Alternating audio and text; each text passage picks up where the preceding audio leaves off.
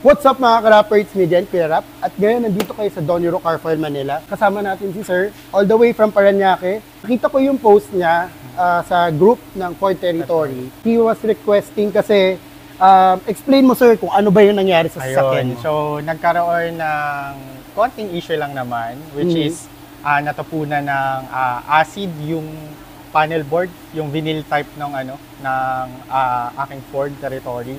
So yun, by help of Sir Don, he recommended na lagyan or takpan na lang ng i-wrap.